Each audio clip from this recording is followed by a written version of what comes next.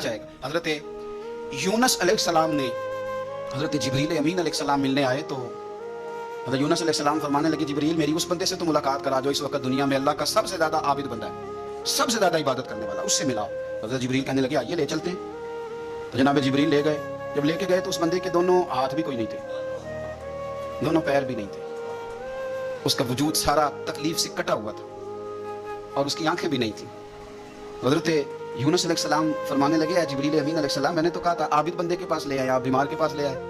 کہا یہ وہ بندہ ہے جس کو اللہ تعالیٰ نے سب سے زیادہ عبادت کرنے والوں میں لکھا ہے، ذرا آئیے اس سے بات کرتے ہیں۔ گفتگو شروع ہوئی، حضرت جبریل کہنے لگے آپ کی آنکھوں کا کیا بنا؟ تو وہ کہنے لگا کیا بننا تھا، جب تک میرے رب نے چاہا میں دنیا دیکھوں اس نے دکھائی، اور جب اس نے کہا کہ اب تیرے لیے بہتر نہیں تو وہ آنکھیں لے گیا تو جے سونا ہی میرے دکھ وچ راضی تے میں سکھ نو چل لے ڈاواں، وہ لے گیا۔ وہ جب تک اس نے چاہا میرے ہاتھ کام کریں تو کیے، جب اس نے چاہا نہیں ٹھیک تو وہ لے گیا۔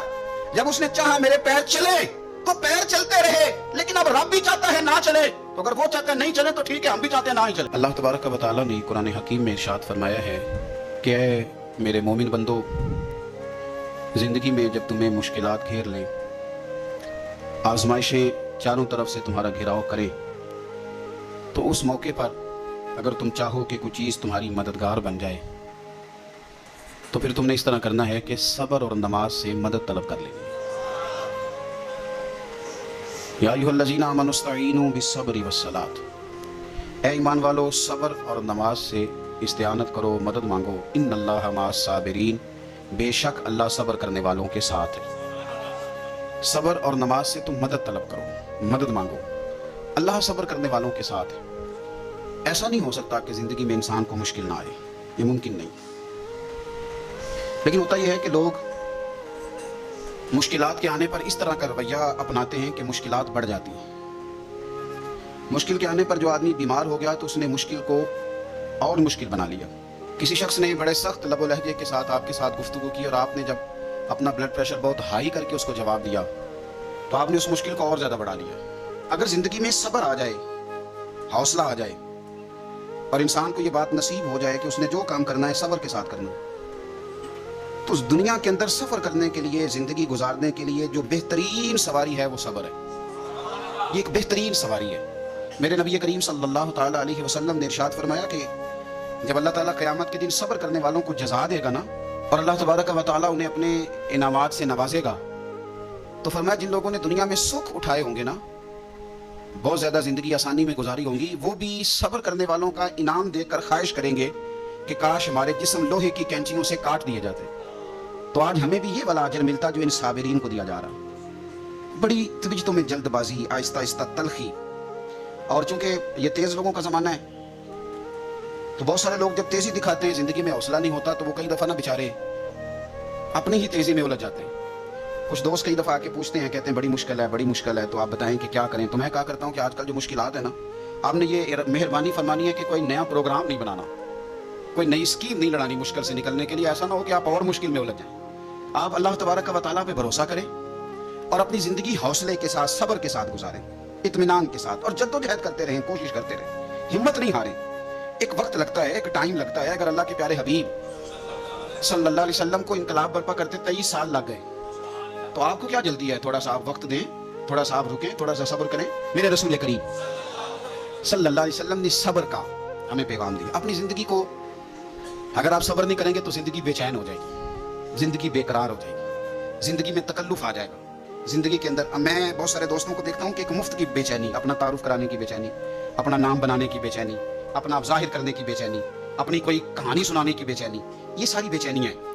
آپ کچھ کام کریں زندگی میں اور حوصلے کے ساتھ کریں، اور پھر تھوڑا ٹائم دیں۔ ایک وقت آئے گا رب کریم آپ کو خود عزت عطا فرما دے گا، اللہ تعالیٰ خود ہی آپ کو شہرت بھی عطا کر دے۔ آپ کو کہیں منظور نظر ہونا ہے، فرنٹ سیٹ پہ آنا ہے تو ٹائم لگے گا، کچھ کر کے آئیں گے تو آپ کو بھی مزہ آئے گا، کچھ کر کے آئیں گے تو آپ کو پتہ چلے گا کہ نہیں میں کسی وجہ سے آیا ہوں۔ بلا وجہ آ جاؤ گے تو بلا وجہ جو کرسی مل جاتی ہے وہ بلا وجہ چھین بھی جاتی ہے، تو کسی وجہ سے ملتی ہے تو پھر اللہ تعالیٰ اسے دوام بھی دیتا ہے۔ اپنی زندگی میں حوصلہ، صبر۔ میرے نبی کریم صلی اللہ علیہ وسلم نے فرمایا میرا رب کریم جب کسی کو بیمار کرتا ہے نا تو پھر اللہ فرشتوں کو بھیجتا ہے، فرماتا جب پتہ کر کے آؤ کسی سے میری شکایت تو نہیں کر رہا، تو فرشتے جا کے عرض کرتے ہیں مالک اس کے پاس تو جو بھی آیا نا اس نے یہی کہا کہ الحمدللہ جس حال میں اللہ نے رکھا ہے میں راضی ہوں۔ اس نے تیری شکایت نہیں کی، اس نے تیری رضا پہ اس بیماری کو تیری طرف سے آزمائش سمجھ کے قبول کیا۔ میرے نبی کریم علیہ الصلوۃ والسلام فرمانے لگے، رب فرماتا ہے فرشتوں گواہ ہو جاؤ اگر میں اسے اس بیماری سے شفا دوں گا تو جو اس کے پاس خون ہے اس سے بہتر خون اسے عطا کروں گا، اور جو اس کے پاس گوشت ہے اس سے بہتر اسے گوشت عطا کروں گا، اور اگر میں اسے اس بیماری میں وفات دوں گا تو پھر میں اسے جنت عطا کروں گا۔ اگر شفا دوں گا تو بہترین شفا دوں گا، اور اگر وفات دوں گا تو پھر جنت دوں گا۔ جب آپ حوصلے کے ساتھ چیزوں کو قبول کرتے ہیں، جب آپ کی طبیعت کے اندر صبر چھلکتا ہے، جب آپ کو محسوس ہوتا ہے کہ اب ہم کچھ حوصلہ تیزی کے ساتھ لوگوں کے اندر سے حوصلہ رخصت ہوا ہے۔ اور میں دیکھتا ہوں کہ شکایتیں، شکوے، پریشانیاں، اور ہر بات میں لوگ یہ کہتے ہیں کہ جناب بڑی بری حالت ہے، پتہ نہیں کیا بننے والا ہے، جلدی سے کوئی معاملات ٹھیک ہو جائیں۔ اور بعض سنگی اس طرح کی باتیں بھی کرتے ہیں، وہ کہتے ہیں جناب میں تو نمازیں بھی 5 پڑھتا ہوں، میں تو روزانہ سویرے قرآن پاک بھی پڑھتا ہوں۔ تو میں اکثر پوچھتا ہوں کہ آپ قرآن پاک اس لیے پڑھتے ہیں کہ آپ کی دکان زیادہ چلے؟ کہ یہ اس لیے پڑھتے ہیں کہ اللہ راضی ہو جائے؟ آپ یہ تو دیکھیں کہ آپ عبادت کر رہے ہیں کہ تجارت کر رہے ہیں۔ ٹھیک ہے، عبادت سے، تلاوت سے رزق میں برکت ہوتی ہے، پر مقصود برکت نہیں، مقصود تو اللہ کو راضی کرنا ہے۔ تو ہم بڑی ساری جگہوں پر جلد باز ہیں۔ دیکھو اللہ تبارک و تعالیٰ نے ہر چیز کا ایک وقت مقرر کیا ہوا ہے، اور اپنے وقت پر وہ چیز انسان کو نصیب ہو جاتی۔ اگر آپ کے مزاج میں تحمل ہو، اگر آپ کی آج ٹانگ، خدا نخواستہ کسی کی ٹانگ فریکچر ہو جاتی ہے، تو کوئی ٹیکا ایسا نہیں بنا کہ ابھی لگے گا اور 20 منٹ کے بعد آپ اٹھ کے چلنے لگ جائیں گے۔ ایسا ہو سکتا نہیں۔ آپ کو آپریٹ کرانا ہے، 1 مہینہ دینا ہے، دوائی کھانی ہے، پٹیاں کرانی ہے، وہ اپنے وقت پہ جا کے ٹھیک ہوگی۔ پھر بھی آپ کو نارمل چلنے پھرنے کے لیے ٹائم دینا پڑے گا۔ کوئی بھی چیز ہے وہ ٹائم لیتی ہے، ہمیں جلدی بڑی ہے۔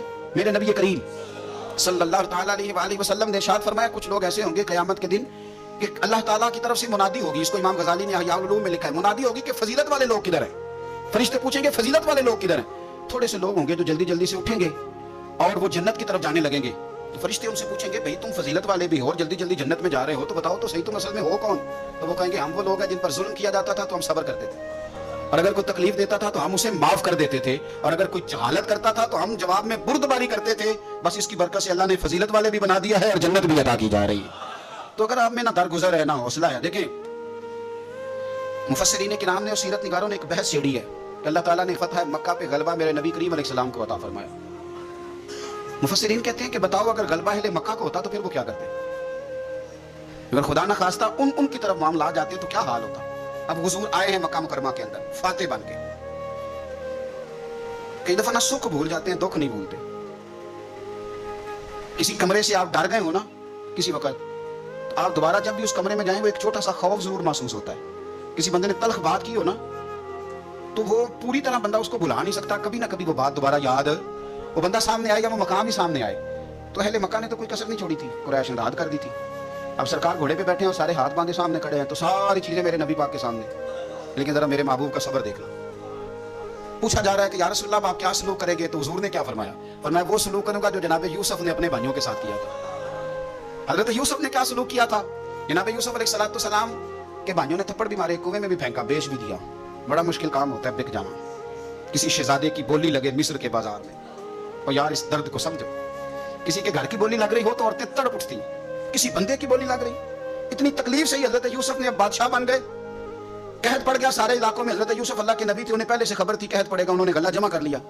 اب چوکیاں بنا دی، باہر سے لوگ آئیں گے مصر میں غلہ خریدنے، تو آپ نے فرمایا جو جس علاقے سے بھی آئے اسے پوچھنا کہاں سے آیا ہے اور کیا لے کے آیا ہے، سونا لایا، چاندی لایا کہ کیش لایا، پوچھنا۔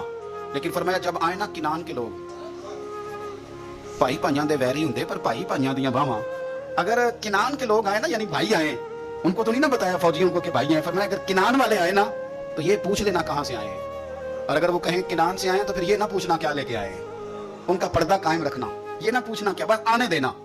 اور وہ آ گئے، ان سے پوچھا نہیں کسی نے، جب آ گئے تو حضرت یوسف نے بہانے سے بھائی بھی روک لیا، غلہ بھی زیادہ دیا، اور جو انہوں نے پیسے دیے تھے وہ بھی دوبارہ بوریوں میں ڈال دیے، پھر اپنے والد کو اور بھائیوں کو بلا بھی لیا، بات طے بھی ہو گئی۔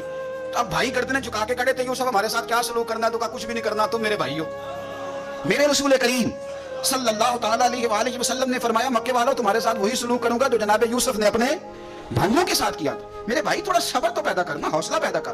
پہلے حضرت یوسف بھائی تھے، اور جب جناب یوسف نے معاف کیا تو پھر بھائی سجدوں میں گر گئے، پھر کیفیت اور ہو گئی۔ اس زمانے میں سجدہ تعظیمی جائز تھا، تو وہ تعظیم کرنے لگے۔ جب آپ نے صبر ہوتا ہے تو لوگ آپ کی تعظیم کرنے لگتے، آپ کی عزت بننے لگتی، آپ کا وقار بڑا ہوتا۔ سنو حضرت یحییٰ بن معاذ رحمۃ اللہ تعالیٰ علیہ فرماتے میرا رب میری دعائیں بڑی قبول کرتا تھا، میں جو اپنے مالک کی بارگاہ میں عرض کرتا میرا اللہ قبول فرما لیتا۔ فرماتے میں نے ایک بندہ دیکھا تو وہ کوڑ کا مریض تھا، اور اس کے کپڑے بھی لگتا تھا کہ اس کا وجود کھا رہے ہیں، لیکن وہ بیٹھا تھا ایک کنارے جھونپڑی میں۔ میں نہ نکلا ہوا تھا انار تلاش کرنے، कि कोई अनार मिल जाए। सुबह से ना मेरी बड़ी तलाश थी और मैंने कई जगहों पे ढूंढा तो अनार नहीं मिला। कहते मैं उस झोंपड़ी की तरफ आया तो मैंने उसे देखा तो उसके करीब जाके ना मुझे बड़ा रहम आया, तो मैंने उसे कहा मैं तेरे लिए दुआ ना कर दूं अल्लाह तुझे शिफा दे दे। तो कहते हैं मुझे कहने लगा आप मेहरबानी करें, आप मेरे लिए दुआ ना करें, मेरे रब ने मुझे जिस हाल में रखा है मैं उस हाल में राजी हूँ और अल्लाह के फजल से मैं सब्र करके बैठा हूँ। अलबत्ता आप बड़े बेचैन हैं, सुबह से अनार ढूंढ रहे हैं, आप अपने लिए दुआ करें अल्लाह आपकी ये ख्वाहिश दूर कर दे। आप बड़े परेशान हैं, सुबह से तलाश कर रहे हैं, आपको अनार नहीं मिल रहा, आप सुबह से तलाश जितन जितन हर कोई खेडे और कदी हारन भी खेड फकीरा। ये तो सारी दुनिया खेलती है कि जीतने के लिए जितन जितन ते हर कोई खेडे कदी हारन भी खेड फकीरा और जितन दा मोल कौडी पैंदा ही हारन दा मोल हीरा। तो कभी हार दे कभी तो इरादा करना। तो कहने लगे तो अपने लिए दुआ कर, तेरी ख्वाहिश है कि वो तेरी हर आरज़ू करे पूरी और मेरी ख्वाहिश है कि तेरी आरज़ू बदल जाए। तो कहने लगे कि तू ना इस तरह कर, अपने लिए दुआ कर कि अल्लाह तेरी वो सुबह से तू परेशान है अनार नहीं मिल रहा, मैं बीमार हूँ लेकिन मैं सब्र से बैठा हूँ, जब रब चाहेगा शिफा अता कर दे, जब अल्लाह चाहेगा। हजरत यूनुस अलैहिस्सलाम ने हजरत जिब्रील अमीन अलैहिस्सलाम मिलने आए तो हजरत यूनुस अलैहिस्सलाम फरमाने लगे जिब्रील मेरी उस बंदे से तो मुलाकात करा जो इस वक्त दुनिया में अल्लाह का सबसे ज्यादा आबिद बंदा है, सबसे ज्यादा इबादत करने वाला, उससे मिलाओ। हजरत जिब्रील कहने लगे आइए ले चलते हैं। तो जनाब जिब्रील ले गए, जब लेके गए तो उस बंदे के दोनों हाथ भी कोई नहीं थे, दोनों पैर भी नहीं थे, उसका वजूद सारा तकलीफ से कटा हुआ था और उसकी आंखें भी नहीं थी। हजरत यूनुस अलैहिस्सलाम फरमाने लगे जिब्रील अमीन अलैहिस्सलाम मैंने तो कहा था आबिद बंदे के पास ले आए, आप बीमार के पास ले आए। कहा ये वो बंदा है जिसको अल्लाह ताला ने सबसे ज्यादा इबादत करने वालों में लिखा है, जरा आइए इससे बात करते हैं। गुफ्तगू शुरू हुई तो हजरत जिब्रील कहने लगे आपकी आंखों का क्या बना? तो वो कहने लगा क्या बनना था, जब तक मेरे रब ने चाहा मैं दुनिया देखूं उसने दिखाई, और जब उसने कहा कि अब तेरे लिए बेहतर नहीं तो वहां आंखें ले गया तो जे सोना ही मेरे दुख विच राजी ते मैं सुख नु चुल्ले डावा वह ले गया वो। जब तक उसने चाहा मेरे हाथ काम करें तो किए, जब उसने चाहा नहीं ठीक तो वो ले गया, जब उसने चाहा मेरे पैर चले तो पैर चलते रहे, लेकिन अब रब भी चाहता है ना चले, तो अगर वो चाहता है नहीं चले तो ठीक है, हम भी चाहते हैं ना ही चले, खत्म हो गई बात। जिस बात पे रब राजी उसमें हम भी राजी। हजरत सैयदना यूनुस अलैहिस्सलाम फरमाते हैं मैं समझ गया ये वाकई अल्लाह का सबसे ज्यादा इबादत गुजार है, लेकिन यहाँ शिकवे शिकवे परेशानियां ही परेशानी, जरा जरा सी बात पे तकलीफ है, वो आंसू जो सिर्फ मुस्तफ़ा के लिए बहाने चाहिए वो हमने अपनी छोटी छोटी परेशानियों के लिए, रिस्क के लिए, इसके लिए उसके लिए हमने वो बहा दिए। मेरे मुस्तफ़ा करीम सल्लल्लाहु तआला अलैहि वसल्लम के सहाबी हुजूर के सामने खड़े हैं, निसाई में हदीस है, और उनके साथ ना उनका छोटा सा बच्चा है। ये बच्चे बड़े प्यारे होते हैं, हाय हाय, ये बड़ा, मेरी अम्मा जी कहा करती थी पुत्र बड़े मिठा मेवा, बच्चे बड़े प्यारे होते हैं। छोटा सा बच्चा साथ था तो हुजूर फरमाने लगे उस सहाबी से कि बड़ा प्यार है तुझे बेटे से? उसने कहा हुजूर बड़ा ही प्यार है। कुछ दिन गुजरे तो सहाबा किराम फरमाते हैं उस आदमी का बेटा इंतकाल कर गया, उसका बेटा इंतकाल कर गया। मेरे नबी पाक सल्लल्लाहु अलैहि वसल्लम उसके पास आए, फरमाया तकलीफ में हो? बोल ना सका पर आंसू निकल आए। या रसूल अल्लाह सल्लल्लाहु ताला अलैहि वसल्लम मैं बड़ी तकलीफ में हूँ। तो हुजूर ने फरमाया क्या तू पसंद करता है कि जब तू जन्नत में जाए तो तू जिस दरवाजे से भी दाखिल होने लगे तेरा बेटा सामने खड़ा हो और तेरा इंतजार कर रहा हो, तेरा पुत्र सामने खड़ा हो, पसंद करता है?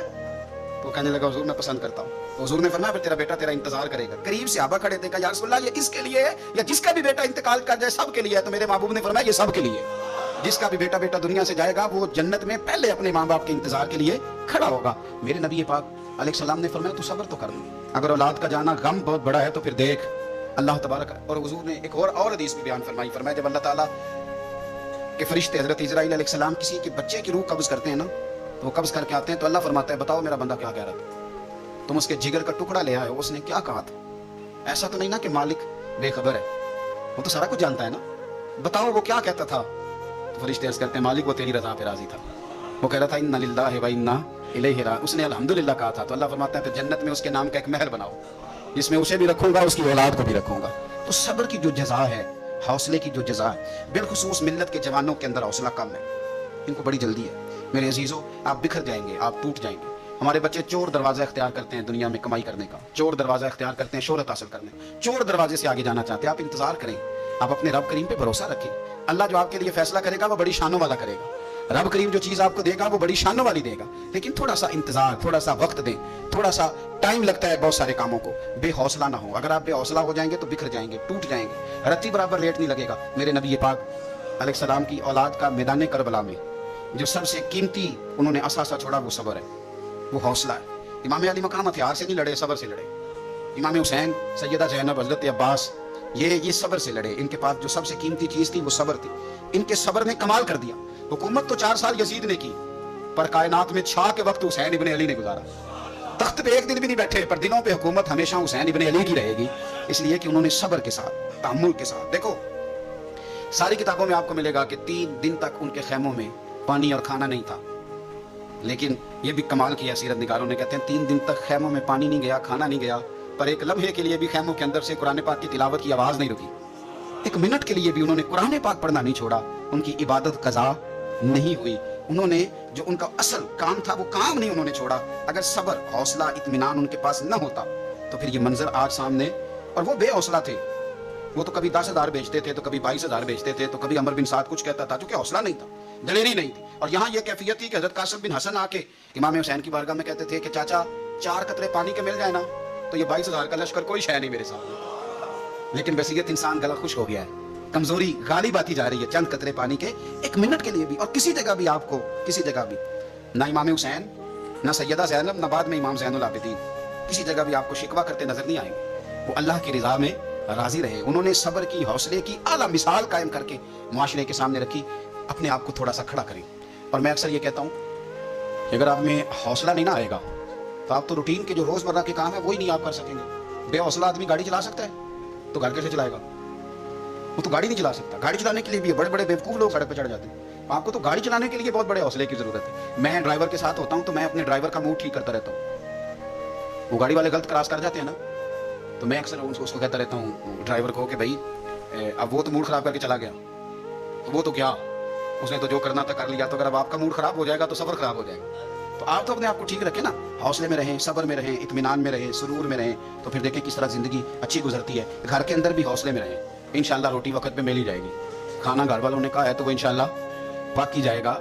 हौसले में रहें। डॉक्टर भी हौसले में रहे और मरीज भी हौसले में रहे, दुकानदार भी हौसले में रहे और ग्राहक भी हौसले में रहे। थोड़ा सा ना, मतलब मैं एक दुकानदार के पास एक दफ़ा खड़े होने का मौका मिल गया, तो वो कोई चीज़ किसी आदमी ने ना उससे पूछ ली, तो वो कहने लगा ये जनरल स्टोर से नहीं मिलती, और तल्ख लफ्ज़ों में उसने कहा। तो वो जो सामने खड़ा था वो भी तो आखिर, हम कहते हैं ना मैं किसी से काम तो नहीं ना, तो मैंने फिर उसका बाजू थामा। मैंने कहा ये बेचारा थोड़ा परेशान भी हो सकता है, किसी तकलीफ में भी हो सकता है, तो आप मेहरबानी, आप यकीन करें कि अभी हम वहीं खड़े थे, बात कर ही रहे थे, तो उस तक आवाज़ भी नहीं जा रही थी, लेकिन वो बंदा खुद ब खुद ही सिर्फ 2-4 मिनट के अंदर अंदर कहने लगा यार नाराज़ ना होना, बड़ा परेशान किया हुआ है बात चीज़ों ने, तो ये जो चीज़ आप तलब कर रहे थे मैंने तल्खी से बात कर दी है, ये मेरे पास नहीं मिलती, ये मेडिकल स्टोर से मिलेगी। तो अगर वो उसी वक्त उसको जवाब दे दे तो तल्खी हो जाए। थोड़ा सा अगर आप हौसला कर लेंगे तो उम्मीद है कि सामने वाला वापस, आप थोड़ा सा ज़िंदगी में इत्मीनान करें, थोड़ा सा सुकून करें, थोड़ा सा। मेरे पास रात को 4-5-6 डॉक्टर आ गए थे, तो मैं उनसे कह रहा था कि आप दवाई भी ज़रूर लिखें, पर थोड़ा सा ना मरीजों से हंस के बोला करें, आपकी मेहरबानी। आप रोज़